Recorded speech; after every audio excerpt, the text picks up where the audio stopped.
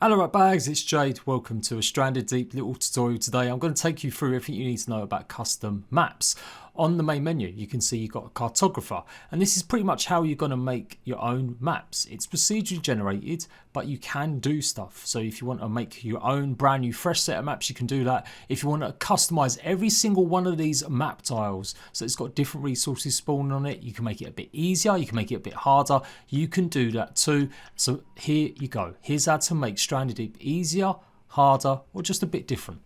So when you click on cartographer, you can see you've got all the tiles. This is the world that you will load up if you start deciding a game. You've got 5 red tiles. The middle one is usually always the same. It may have a few different resources, but more or less it will be the same on that starter island in the middle. You cannot change that map, but you can change some of the others. The other ones marked in red are the boss fights and the last map or the last island. That's another one that you can't edit or change. But all the others you can do. You can create random configurations, so a lot of the boss fights might spawn a little bit closer to each other, or they may be in completely different locations to get lots of replayability from Stranded Deep. Because we haven't edited anything, I can't change anything in the cartographer world editor yet, so what we need to do is actually come out of this menu.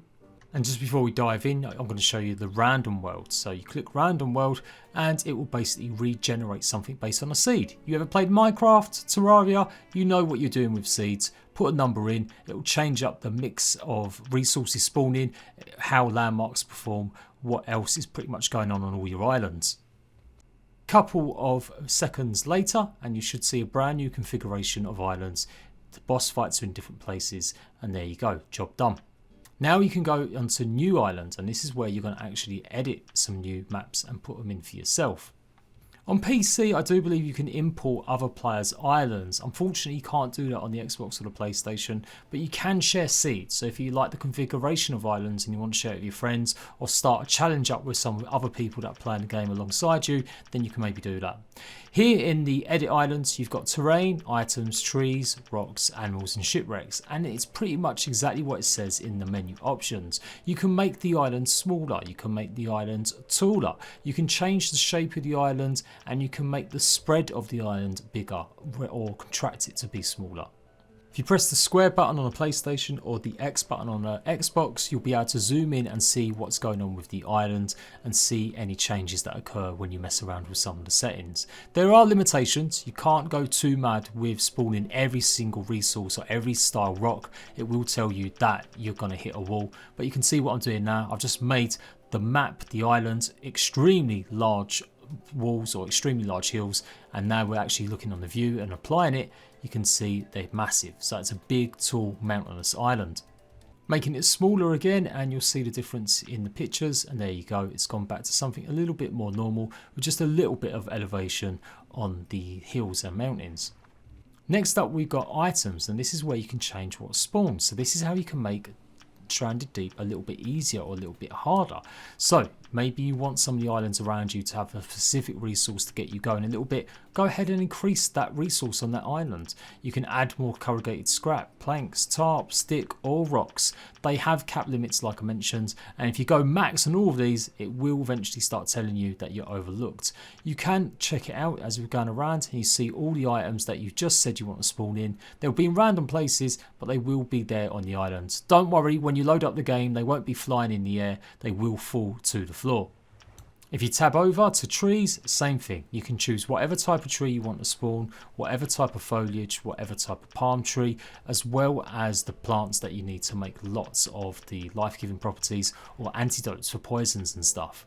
So this might be one that you want to do. You might want to increase the amount of antidote plants so that you've got an easier time. If you are getting poisoned quite a lot, you'll always have one island that's got a hell of a lot of them. Or if you want lots of coconuts, go ahead and put an island filled with nothing but palm trees. Scrolling all the way down, you can see you've got Juja or Pippi. Now you can't spawn too many of these in fact you can only have one. If you don't know, when you start off in Stranded Deep, on the first island that you're on, sometimes there is a very limited supply, and some islands you will never find any of the antidote plants on it, so it's at least a bit of a benefit. It doesn't look that great the way I've done it just for show. I'm sure you guys can make a prettier island. Maybe you just want to have something really pretty, a landmark, some of the features there to make it look good, to build your perfect getaway. Rinse and repeat with rocks. Go ahead and put big ones in the center. You can put smaller ones on the outskirts. Have loads of small rocks so you've got plenty there. You can put clay deposits and rock deposits down too, so you can always get more. And once again, the same thing with animals. Now, you can't affect any of the spawns of the sea life around you, but you can affect the land animals like wild boar, the crabs, the night snakes. So you can reduce how many will spawn on an island if you really don't like them, or you can set a challenge. Put the night snakes and the wild boar to their max. Again, the crabs spawn in a random location. You can see it there just on top of the corrugated iron and some tarpaulin. And finally, you've got the wrecks. Now, the wrecks are important because some of these offer really higher end gear in some of the loot crates and loot chests. So if you want to access some of the more end game stuff, then maybe make sure you put some of the bigger wrecks there, or the wrecks that you don't come across that often. Now, on the wrecks, you also have a lock. You must use the lock if you definitely want that wreck to spawn, because depending on how many items you've got or what you've done with the island configuration, they might not always spawn. But if you lock the shipwreck, it will be guaranteed to always spawn.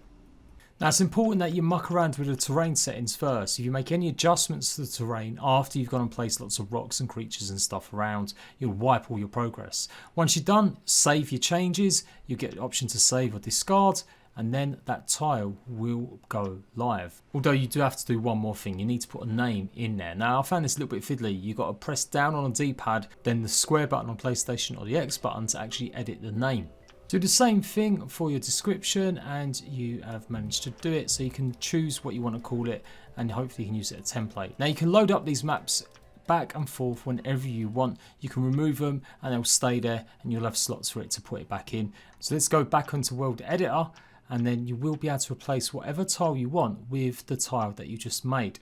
So you can see now it says replace island in the bottom right hand side. So choose what one you want to replace. Remember, you can't replace the starting one in the center, and you can't replace any of the boss ones.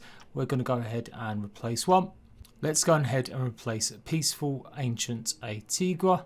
And there you go. It's got the option to delete the island that we just created, remove the island that we just put on, or replace it. And you can go ahead and do this as many times as you want. I don't know if there's a big limit. I've not tried too much, but you just go into new island once more, create a new island, save it, edit it, go back into World Editor and change whatever grid it is you want to save. Once you're done, you've saved it all, you'll be able to begin the game and start playing Stranded Deep with an easier settings. Or harder. There obviously are options to make the game easier and harder, and there is a permadeath mode as well if you really want to make the game harder, and you can turn off the snakes and the sharks if you're not a big fan of them creatures completely, if you've got like a phobia of them. You still get trophies and achievements. It doesn't stop you getting any of that nonsense. I've already played it after this and I've got some trophies, so don't worry, you're not going to wreck it if you're a trophy hunter. And as far as I know, there's no cheat commands though, so there's no ways to have admin commands in the game like you do with quite a lot of other survival games like Ark and Conan, although some games like The Forest still don't have admin codes on PS4, etc. Now remember, you're still on the starting island like you always are, and as I said, I'm pretty sure it spawns with the same sort of stuff, unless there might be a few different resources now and then that will spawn differently. So I'm coming up to the island that we created. I've had to obviously row across, and you can see it looks a bit weird compared to some of the other islands, although maybe not that weird. It's just got some really weird tall pine trees, no rocks, and just a few palm trees around it as well. And there you go, it's got all the bushes, all the trees, all the foliage that you've planted, all the items that are dropped around. You can see there's quite an abundance of resources, and it is my map that I made. And that is it. That's how you make customize Stranded Deep to your liking. I hope you found this useful. If you have, please give me a like. Go and check out my Let's Plays of Stranded Deep, and check out any of the other guides that I'm going to be doing. And I'll see you rat bags for more info about Stranded Deep in the future.